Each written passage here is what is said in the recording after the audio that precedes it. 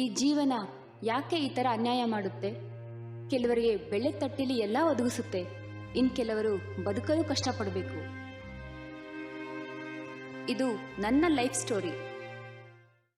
ನನ್ನ ಹೆಸರು ನೇಹಾ. ನಾನು 24 ಇಯರ್ಸ್ ಓಲ್ಡ್. ನಾನು ಹಳ್ಳಿಲಿ ಇರ್ತಿದ್ದೆ. ಇವಾಗ ಇಲ್ಲಿ ಬಂದು PGಲಿದ್ದೀನಿ. ನಾನು ತುಂಬಾ ಆಕ್ಟಿವ್, ಲವಲವಿಕೆಯಿಂದ ಇರ್ತಿದ್ದೆ. ನಮ್ಮ ಅಪ್ಪ ಅಮ್ಮ ತುಂಬಾ ಸಪೋರ್ಟಿವ್ ಆಗಿದ್ದಾರೆ. ನಾನು ತುಂಬಾ ಹ್ಯಾಪಿಯಾಗಿದ್ದೆ. ಆದ್ರೆ ಒಂದಿನ ಹಲೋ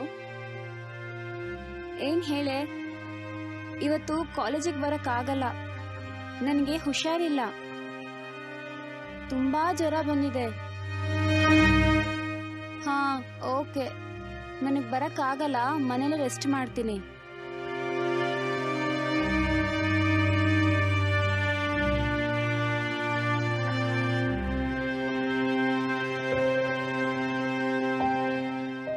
ನಾನು ಸರಳ ಅಂತ. ನನ್ನ ವಯಸ್ಸು 35 ವರ್ಷ. ನನ್ನ ಜೀವನದಲ್ಲಿ ಕೆಟ್ಟ ಸಮಯದಲ್ಲಿ ನಾನು ದಿನವೂ ನೋವಿನಲ್ಲಿ ನಲಿಗೆ ಹೋಗಿದ್ದೆ. ಮೊದಲು ಚಿಕ್ಕದಾಗಿ ಕೀಲ್ನೋವು ಬರ್ತಾ ಇತ್ತು. ಯಾಕೋ ಬರ್ತಾ ಬರ್ತಾ ಅದೇ ದೊಡ್ಡದಾಗಿ ಸಮಸ್ಯೆ ಆಗೋಯ್ತು. ನಾನು ದಿನದ ಸಾಮಾನ್ಯದ ಕೆಲಸಗಳನ್ನು ಮಾಡಕ್ಕಾಗ್ತಾ ಇರ್ಲಿಲ್ಲ. ಬೆಳಗ್ಗೆ ಎದ್ರೆ ಪೇನ್ ಕಿಲ್ಲರ್ಸ್ ಕುಡಿಯೋದು, ನೋವು ಕಮ್ಮಿ ಮಾಡ್ಕೊಳ್ಳೋದು, ಇದೇ ಆಗೋಯ್ತು. ಇದರಿಂದ ತುಂಬಾ ಸುಸ್ತಾಗ್ತಾ ಇತ್ತು. ನನ್ಗೆ ಜ್ವರ ಮೇಲಿನ ಮೇಲ್ ಬರ್ತಾನೆ ಇತ್ತು. ಹಾಸ್ಪಿಟ್ಲಿಗೆ ಹೋಗಿ ಆಂಟಿಬಯೋಟಿಕ್ ತಗೊಂಡಾಗ ಮಾತ್ರ ಕಡಿಮೆ ಆಗ್ತಿತ್ತು. ಬರ್ತಾ ಬರ್ತಾ ತಲೆ ಕೂದಲೆಲ್ಲ ಉದ್ರಕ್ ಸ್ಟಾರ್ಟ್ ಆಯ್ತು. ಈ ವಿಷಯ ಅಮ್ಮಂಗ್ ಹೇಳ್ದಾಗ, ನಿನಗೆ ತುಂಬಾ ಸ್ಟ್ರೆಸ್ ಆಗಿರ್ಬೇಕು, ಹೇರ್ ಆಯಿಲ್ ಹಚ್ಕೋ ಅಂತ ಹೇಳಿದ್ರು.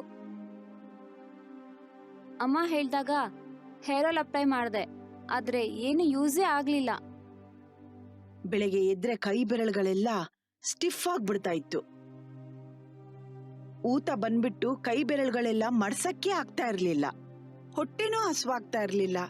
ಕೆಲ್ಸ ಮಾಡಕ್ ಹೋದ್ರೆ ತುಂಬಾನೇ ಆಯಾಸ ಆಗ್ತಾ ಇತ್ತು. ಎಲ್ಲಂದ್ರೆ ಅಲ್ಲೇ ಕೂತ್ಕೋಬೇಕು ಅನ್ನಿಸ್ತಾ ಇತ್ತು.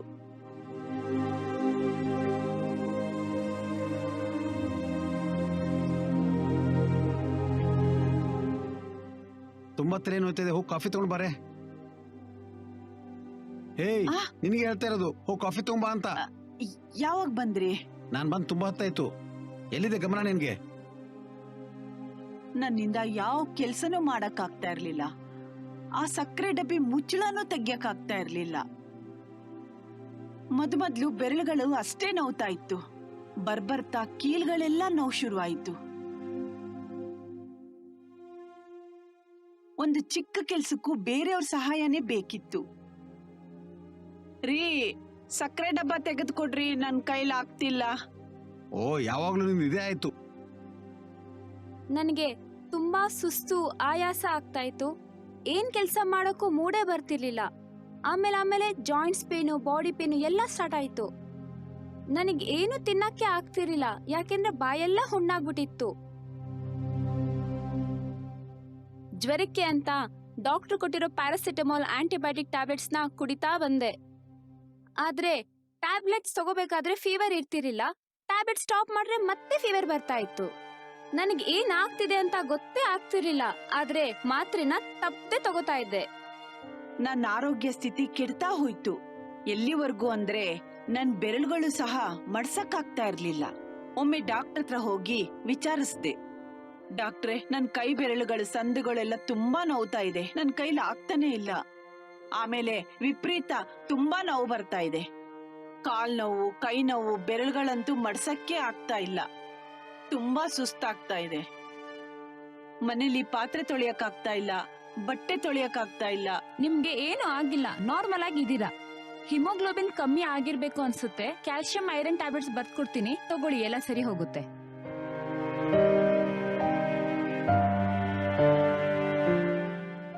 ಡಾಕ್ಟರು ಬರ್ದ್ಕೊಟ್ ಮಾತ್ರೆ ನುಂಗದು, ನನಗ್ ಸುಸ್ತಾಗದು ನಡ್ದೇ ಇತ್ತು. ನಾನ್ ಮತ್ತೆ ಹುಷಾರಾಗ್ತೀನಿ ಅನ್ನೋ ಭಾವನೆ ಹೊರಟೆ ಹೋಗಿತ್ತು. ಅವತ್ತೊಂದಿನ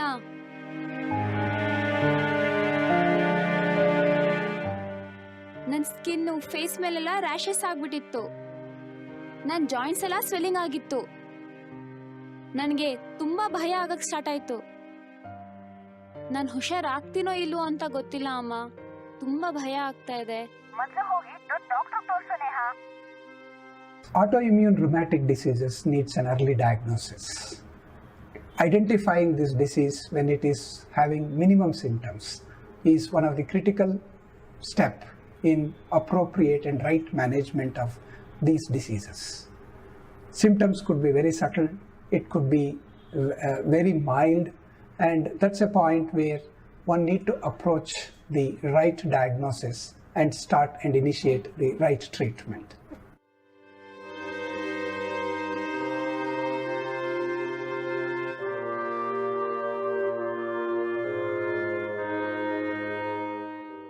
Hello, good evening doctor. how can I help you? Doctor, ಕೆಲವು ದಿನಗಳಿಂದ ನನಗೆ ತುಂಬಾ ಟೈರ್ಡ್ನೆಸ್ ಆಗ್ತಾ ಇದೆ. ಹೊಟ್ಟೆ ಹಸಿವೆ ಆಗ್ತಿಲ್ಲ. ನಾನು ಸ್ಟೂಡೆಂಟು. ನನಗೆ ಸ್ಟಡಿ ಮಾಡಕ್ ಆಗ್ತಾನೆ ಇಲ್ಲ. ಬರೀ ಮಲ್ಕೋಬೇಕು ಅಂತ ಅನ್ಸುತ್ತೆ.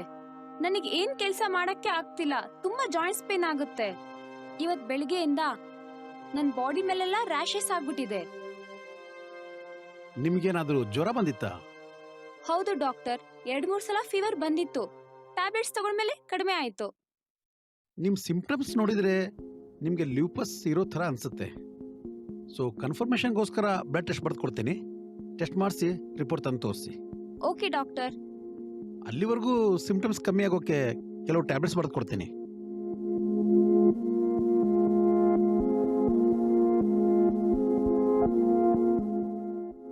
The laboratory plays a very important role in diagnosis of autoimmune disorders. The lab tests are important because earlier you diagnose autoimmune diseases, earlier you treat them, they respond better and they can lead a disease-free life. So that is the reason where autoimmune tests are becoming very important now. Laboratory investigations help not just in diagnosis, but they also help in monitoring. In patients with autoimmune disorders, we use markers for which assess the inflammation very commonly when they are giving the therapy. ಬರ್ಬರ್ತಾ ಸೊಂಟ, ಕುತ್ತಿಗೆ, ಭುಜ ಹೇಳ್ಬೇಕಂದ್ರೆ ಇಡೀ ಬಾಡಿನೇ pain ಶುರುವಾಗೋಯ್ತು. ನನ್ ಬೆರಳುಗಳೆಲ್ಲ ಸೊಟ್ಟಗಾಗೋಗ್ಬಿಟ್ಟಿತ್ತು. ಅಸಾಧ್ಯ ನೋವು ಬೇರೆ.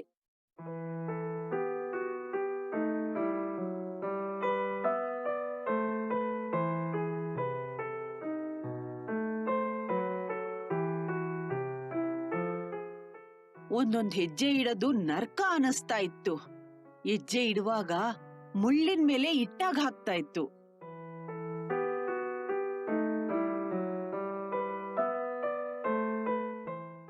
ನನ್ ಫ್ರೆಂಡ್ಸು, ಬಂಧು ಬಳಗ ಎಲ್ಲ ಟ್ರಿಪ್ಪು, ಟೂರು ಅಂತ ಸುತ್ತಾಡ್ತಾ ಇದ್ರೆ ನಾನು ನೋವು ಅನುಭವಿಸ್ತಾ ನೋವಿನೊಂದಿಗೆ ಜೀವನ ಸಾಗಿಸ್ತಾ ಇದ್ದೆ.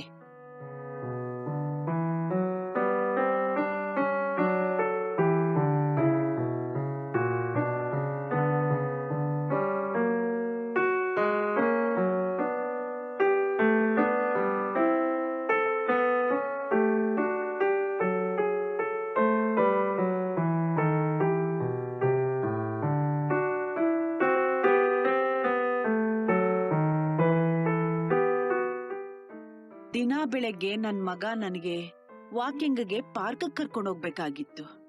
2 ಹೆಜ್ಜೆ ಇಡೋ ಅಷ್ಟ್ರಲ್ಲಿ ಕೂತ್ಕೊಂಡ್ರೆ ಸಾಕಪ್ಪ ಅನಿಸ್ತಾ ಇತ್ತು. ಕೆಲವರು ನನ್ನನ್ ದಿಟ್ಟಿಸ್ ನೋಡುವಾಗ ನನಗೆ ತುಂಬಾ ಮುಜುಗರ ಆಗ್ತಾ ಇತ್ತು.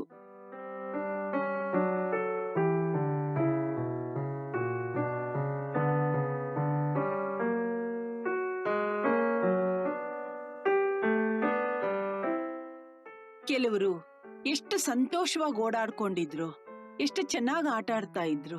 ಕೆಲವರು ವಯಸ್ಸಾದವರು ಸಹ ವಾಕ್ ಮಾಡ್ತಾ ಇದ್ರು. ಆದ್ರೆ ನನ್ ಪರಿಸ್ಥಿತಿ ಹೀಗಿತ್ತು. ಪರಿಚಯದವರು ನನಗೆ ಒಬ್ಬೊಬ್ರು ಒಂಥರ ಸಲಹೆ ಕೊಡ್ತಾ ಇದ್ರು.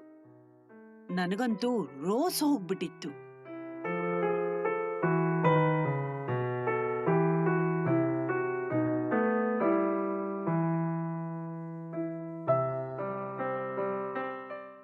ನೇಹಾ, ನಿಮ್ಗೆ SLE ಅಂದ್ರೆ ಸಿಸ್ಟಮಿಕ್ ಲೂಪಸ್ ಎರಿಥ್ರೋಮ್ಯಾಟೋಸಿಸ್ ಕಾಯಿಲೆ ಇದೆ. ನನಗೆ SLE ಕಾಯಿಲೆ ಇದೆ ಅಂತ ಗೊತ್ತಾಯ್ತು. SLE ಒಂದು ಆಟೋಇಮ್ಯೂನ್ ಡಿಸೀಸ್. ನಿಮ್ ದೇಹದ ರೋಗ ನಿರೋಧಕ ಶಕ್ತಿ ನಿಮ್ಮ ದೇಹಕ್ಕೆ ಡ್ಯಾಮೇಜ್ ಮಾಡೋಕ್ಕೆ ಶುರು ಮಾಡಿದಾಗ ಈ ಸಿಂಪ್ಟಮ್ಸ್ ಕಾಣಿಸ್ಕೊಳ್ಳುತ್ತೆ. ಇದು ಕ್ರೋನಿಕ್ ಡಿಸೀಸ್. SLE ಕೆಲವೊಬ್ಬರಿಗೆ ಕಡಿಮೆ ಪ್ರಮಾಣದಲ್ಲಿ ಇರುತ್ತೆ, ಇನ್ನು ಕೆಲವರಿಗೆ ತೀವ್ರವಾಗಿ ಇರುತ್ತೆ. ಡಾಕ್ಟರ್, ಈ SLE ಬಗ್ಗೆ ಇನ್ನ ಹೇಳಿ. ನಾನು ಇನ್ನ ಏನ್ ಫೇಸ್ ಮಾಡಬೇಕು? ನನ್ನ ಫ್ಯೂಚರ್ಗೆ ಏನಾದ್ರು ತೊಂದರೆ ಆಗುತ್ತಾ? ನನಗೆ ತುಂಬಾ ಭಯ ಆಗ್ತಿತ್ತು. ನನ್ನ ಫ್ಯೂಚರ್ ನನಗೆ ಕತ್ಲೆ ಆಗಿ ಕಾಣ್ತಿತ್ತು. SLE ಲಕ್ಷಣಗಳೇನೆಂದ್ರೆ ಜ್ವರ ಬರೋದು, ಟಯರ್ಡ್ ಆಗೋದು,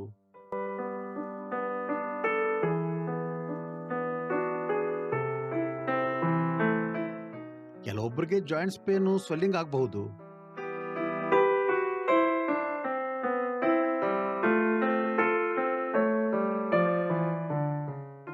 ಕೆಲವರಿಗೆ ಹೇರ್ ಲಾಸು, ಸ್ಕಿನ್ ರ್ಯಾಷಸ್ಸು ಆಗೋ ಚಾನ್ಸಸ್ ಕೂಡ ಇರುತ್ತೆ.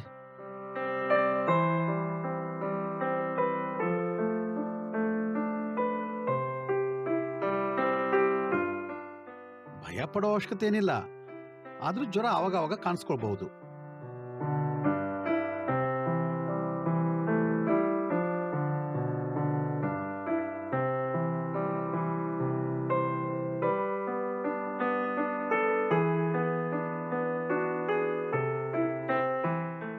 ನನಗೆ ಸಿಡ್ಲು ಬಡ್ದಂಗಾಗಿತ್ತು. ನಾನೆಲ್ಲಾ ಕಳ್ಕೊಂಡ್ಬಿಟ್ಟಿದ್ದೆ. ಸಮಯ, ಸಂದರ್ಭ ಎಲ್ಲ ನನ್ನ ಕೈ ಮೀರಿ ಹೋಗಿತ್ತು.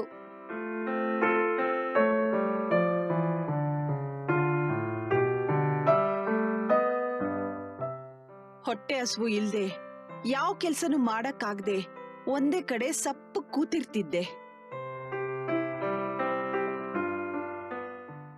ಯಾಕೆ ಪೆಚ್ಚ ಕೂತಿದೀಯಾ? ಇನ್ನು ಹುಷಾರಾಗಿಲ್ವಾ?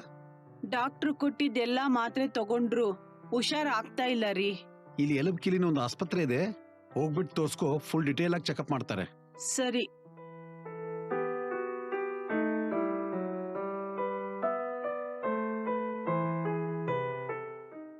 ಪೇನ್ ಕಿಲ್ಲರ್ಸ್, ಕ್ಯಾಲ್ಸಿಯಂ ತಗೊಂಡ್ರು ಒಂದು ಫ್ರಿಡ್ಜ್ ಡೋರ್ ಕೂಡ ಓಪನ್ ಮಾಡಕ್ ಆಗ್ತಾ ಇರ್ಲಿಲ್ಲ.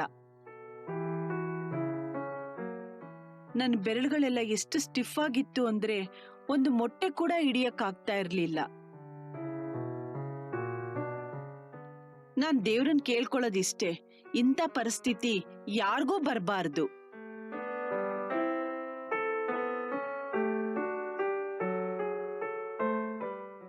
ಡಾಕ್ಟ್ರೇ, ನನಗೇನಾಗಿದೆ? ಬೆಳಗ್ಗೆ ಎದ್ರೆ ನನ್ನ ಕೈ ಬೆರಳುಗಳೆಲ್ಲ ಸ್ಟಿಫ್ನೆಸ್ ಆಗಿರುತ್ತೆ. ತುಂಬಾ ಊತ ಬರ್ತಾ ಇದೆ ಡಾಕ್ಟ್ರೇ. ತುಂಬಾ ನೋವು ಬರ್ತಾ ಇದೆ ಡಾಕ್ಟ್ರೇ. ಸುಸ್ತಾಗುತ್ತೆ, ತಲೆನೋವು ಬರುತ್ತೆ, ಕೈಕಾಲ್ ನೋವು ಬರುತ್ತೆ, ತುಂಬಾ ನೋವು ಬರುತ್ತೆ ಡಾಕ್ಟ್ರೇ. ಹೊಟ್ಟೆ ಹಸುವೆ ಆಗಲ್ಲ ಡಾಕ್ಟ್ರೇ. ತೂಕ ಬೇರೆ ತುಂಬಾ ಕಮ್ಮಿನೇ ಆಗ್ತಾ ಬರ್ತಾ ಇದೆ ಡಾಕ್ಟ್ರೇ.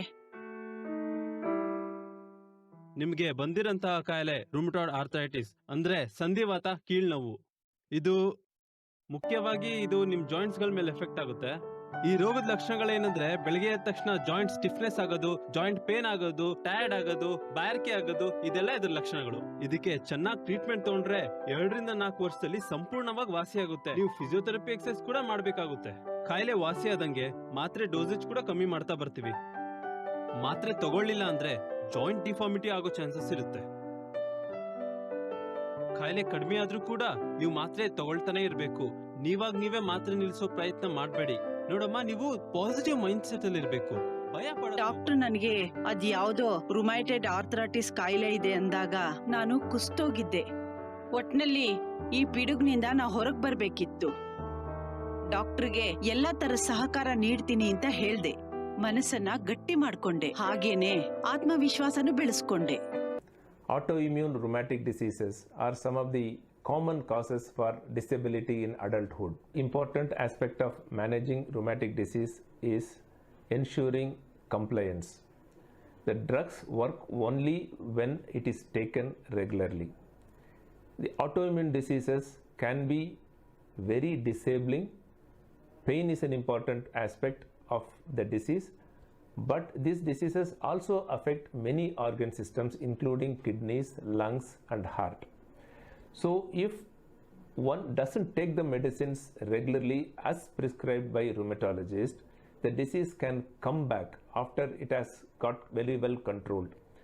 Sometimes when the disease relapses, it is difficult for the doctors to achieve a control again. So it is important to ensure that you take the medicines regularly. ಇದಕ್ಕೆಲ್ಲ ಟ್ರೀಟ್ಮೆಂಟು ಈಗ ಚೆನ್ನಾಗಿದೆ. ನೀವು ಟ್ರೀಟ್ಮೆಂಟ್ ಸರಿಯಾಗಿ ತಗೊಂಡ್ರೆ ನೀವು ನಾರ್ಮಲ್ ಲೈಫ್ ಲೀಡ್ ಮಾಡಬಹುದು. ಕೆಲವರಿಗೆ life long treatment ಬೇಕಾಗಬಹುದು. ಇನ್ನು ಕೆಲವ್ರಿಗೆ ಸಿಂಪ್ಟಮ್ಸ್ ಕಮ್ಮಿ ಆದರೆ ಅಬ್ಸರ್ವ್ ಮಾಡಿ ಈ ಟ್ರೀಟ್ಮೆಂಟ್ನ ಸ್ಟಾಪ್ ಮಾಡೋ ಚಾನ್ಸ್ ಇರುತ್ತೆ. ಬಟ್ ಮೋಸ್ಟ್ ಇಂಪಾರ್ಟೆಂಟ್, ಟ್ರೀಟ್ಮೆಂಟ್ ನೀವು ಸರಿಯಾಗಿ ತಗೋಬೇಕು. ಲೈಫ್ ಲಾಂಗ್ ಟ್ರೀಟ್ಮೆಂಟ್ ತಗೊಳ್ಳೋ ಪರಿಸ್ಥಿತಿ ಬಂದರೆ ನೀವು ರೆಡಿಯಾಗಿರಬೇಕು.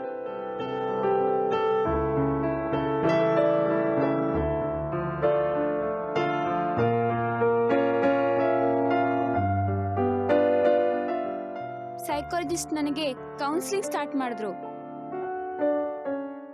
ಈ ಕಾಯಿಲೆ ವಿರುದ್ಧ ಹೋರಾಡಲು ನನಗೆ ಧೈರ್ಯ ತುಂಬಿದ್ರು. ನಾನು SLE ಪೇಷಂಟ್. ನನ್ನಂತಹ ಬೇರೆ ಪೇಷಂಟ್ಸ್ ಇಂಟರ್ವ್ಯೂ ನೋಡಿ ಧೈರ್ಯ ಬಂತು, ನೆಮ್ಮದಿ ಸಿಕ್ತು. ಕಾಲು ಕೈ ಇದೇ ಥರ ಮುಖ ಫುಲ್ಲು ಸ್ವೆಲ್ಲಿಂಗ್ ಸ್ಟಾರ್ಟ್ ಆಗಿ ನಾನು ನಿಯರ್ಲಿ 100 ಕಿಲೋಸ್ ಆಗೋಗಿದ್ದೆ. 100 ಕಿಲೋಸ್ ಆಗಿ ಈಗ ನನಗೆ ಡಿಸೀಸ್ದು ಯಾವುದೇ ಪ್ರಾಬ್ಲಮ್ ಇಲ್ಲ, ಬಟ್ ಪೇಯ್ನು ಅದೆಲ್ಲ ಆಗಾಗ ಬರ್ತಾ ಇರುತ್ತೆ. ಮೆಡಿಕೇಷನಲ್ಲೇ ಇದ್ದೀನಿ, ಮೆಡಿಕೇಷನ್ ಕಂಟಿನ್ಯೂ ಮಾಡ್ತಾ ಇದ್ದೀನಿ. ನಾನು ಈವನ್ ನನ್ನ ಲೈಫಲ್ಲಿ ಹೋಪ್ ಬಿಟ್ಬಿಟ್ಟಿದ್ದೆ, ಬಟ್ ಮೊದಲು ಆ ಟ್ಯಾಬ್ಲೆಟ್ಸ್ಗೆ ಅಡ್ಜಸ್ಟ್ ಆಗೋದೇ ಕಷ್ಟ ಆಗಿತ್ತು.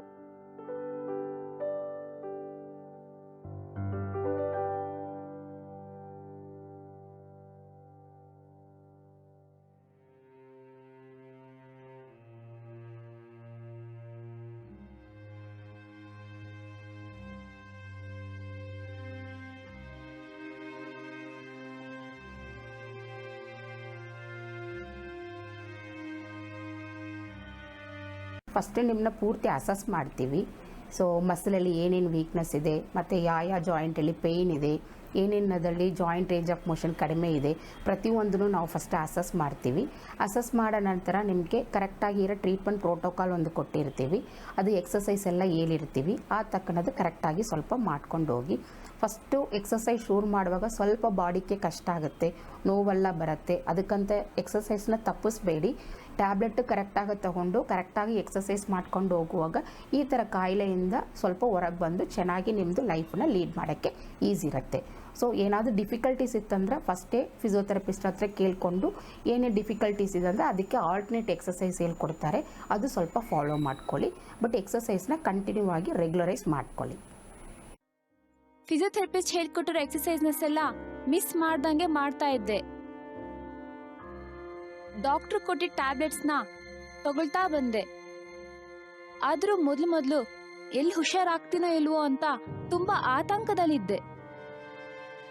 ಡಾಕ್ಟರ್ ಹತ್ರ ಬ್ಲಡ್ ಟೆಸ್ಟ್ ಎಲ್ಲ ಮಾಡಿಸಿದ್ಮೇಲೆ ಇದ್ರ ಬಗ್ಗೆ ಇರೋ ಡಾಕ್ಟರ್ ಹತ್ರನೇ ತೋರಿಸಿ ಅಂತ ಸಜೆಸ್ಟ್ ಮಾಡಿದ್ಮೇಲೆ ಬಂದು ತೋರಿಸಿದ್ಮೇಲೆ ಇವಾಗ ಸ್ವಲ್ಪ ಎಲ್ಲ ಪರವಾಗಿಲ್ಲ, ರಿಕವರಿ ಆಗಿದ್ದೀನಿ. ಈ ಕಾಯಿಲೆ ಬಗ್ಗೆ ಏನು ಹೆದರ್ಕೊಳ್ಳೋಂಥ ಸಮಸ್ಯೆ ಎಲ್ಲ ಡಾಕ್ಟ್ರ್ ಹೇಳೋ ಥರ ಮಾತ್ರೆ ಮೆಡಿಸಿನ್ ಎಲ್ಲ ತೊಗೊಂಡ್ರೆ ಹುಷಾರಾಗುತ್ತೆ. ಧೈರ್ಯವಾಗಿ ಬಂದು ತೋರಿಸ್ಬೇಕು, ಅದ್ರ ತಕ್ಕನಾಗಿ ಟ್ರೀಟ್ಮೆಂಟ್ ತೊಗೊಂಡು ಮಾತ್ರೆ ತೊಗೊಂಡು ಹುಷಾರಾಗಬೇಕು. But doctor gave me some medications and he told that I should be fine with all those things, with those medications. And finally when I started taking them, I was out of the hospital after my portal vein thrombosis, that is ballooning. And I started doing it slowly. Immediately I found the difference in me, within me. I got the difference. I was able to eat any food and there was no bloating in my stomach. But till date there has been no such problem. But the solution is I've been continuously following up with the doctor and taking all the medications properly as suggested by him, and that has really worked out for me. I'm leading a very much a normal life. In fact, nobody other than me can find out that I am having some disorder, and that's what I would like to say, that autoimmune disorder does have a solution. Please don't be under the myth, like even I too was from the year 2004 to 2008, that there is no solution for my problem. I'm going to face such health issues one after the other. That was my mindset.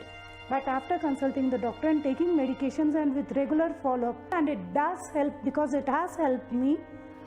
ಈಗ 7-8 ವರ್ಷದಿಂದ ನನಗೆ ಕಾಯಿಲೆ ಬಂದಿತ್ತು. ಈ doctor ಹತ್ರ ತೋರಿಸ್ಕೊಂಡಿದ್ದಕ್ಕೆ ಒಂದು ಸ್ವಲ್ಪ ಮಾತ್ರೆಗಳೆಲ್ಲ ಕೊಡ್ತಾಯಿದ್ರು.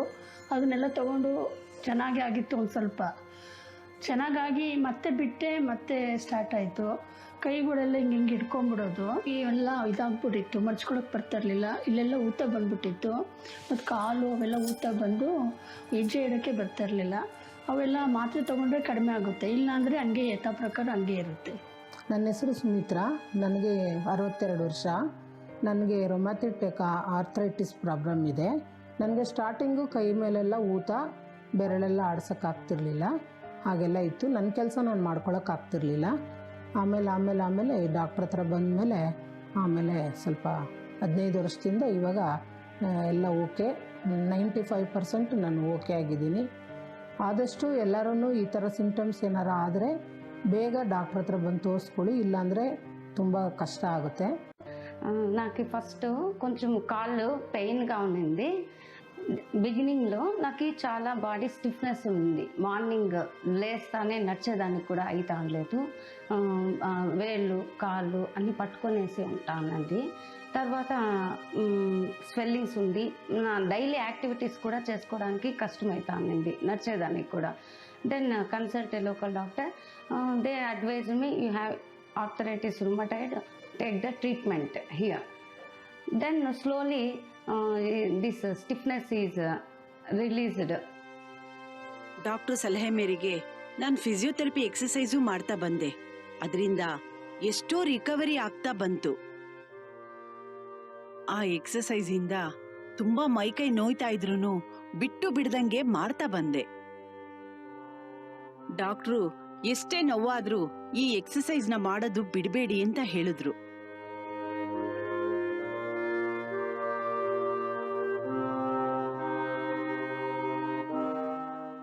ನಂದಿನ್ನ ಮದ್ವೆ ಆಗಿಲ್ಲ, ನನ್ನ ಲೈಫ್ ಮುಂದೆ ಹೇಗೆ? ನಾನು ಪ್ರೆಗ್ನೆಂಟ್ ಆಗ್ತೀನಾ? ಸಿಂಪ್ಟಮ್ಸ್ ಕಮ್ಮಿ ಆದ್ಮೇಲೆ ನೀವು ಮದುವೆನೂ ಮಾಡ್ಕೋಬಹುದು, ಮಕ್ಕಳನ್ನು ಮಾಡ್ಕೋಬಹುದು. So the first thing I want to tell you all that there is no problem with fertility in patients of lupus, both men as well as women. That means that the capability to have children for lupus patients is absolutely normal, provided that we pre-plan the pregnancy. That means it should not be an unplanned conception.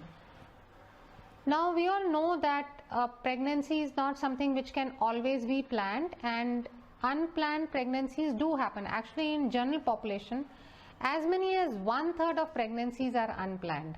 But in case of lupus, it is of utmost importance that the pregnancy is pre-planned in consultation with the rheumatologist, the family members, and of course the obstetricians. ತುಂಬಾ weak ಆಗ್ತಿದ್ದೀನಿ, ನನಗೆ ಧೈರ್ಯನೇ ಬರ್ತಿಲ್ಲ ಅಮ್ಮ. ನಾಳೆ doctor ಬರಕ್ ಹೇಳಿದ್ದಾರೆ.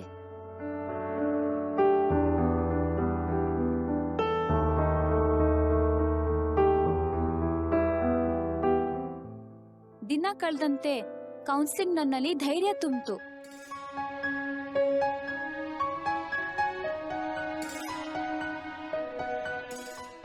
Treatment, exercises ಇಂದ ನಾನು ಹುಷಾರಾಗ್ತಾ ಬಂದೆ.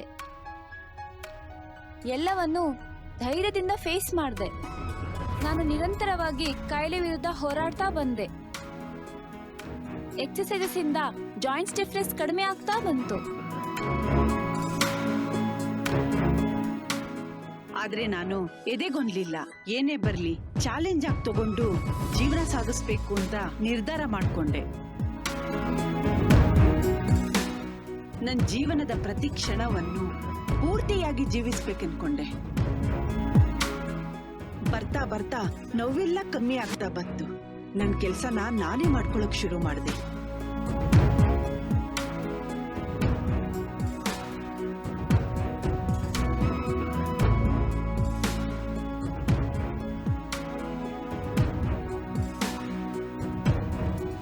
Rheumatology and treatment of rheumatic diseases has undergone a sea change in the last 4 decades. Definitely the quality of life has improved due to the use of new drugs like biologic disease modifying drugs, as well as combination therapies and the appropriate use of steroids as and when required, along with JAK kinase inhibitors. It is now very, very important to start disease-modifying anti-rheumatic drug as soon as you diagnose the patient and start treatment, and treat the disease very aggressively to prevent any deformities, disabilities. Like rheumatoid arthritis, other autoimmune diseases also have undergone a sea change due to the development of the new drugs. It is satisfying to see that patients do know that now to a significant amount that they need to see a rheumatologist for their problems. The awareness among the general population as well as the medical population was very low, but last few years, particularly last decade, due to the efforts of our colleagues across the country, the awareness of rheumatoid arthritis and rheumatic diseases has gone up significantly, and we are able to do justice to our patients. I only wish more and more patients participate in awareness programs of the Indian Rheumatology Association and spread the knowledge and awareness that if you have rheumatoid arthritis, you must go and see a rheumatologist or an orthopedic surgeon. Thank you. Oh, very good. Your blood report test looks good.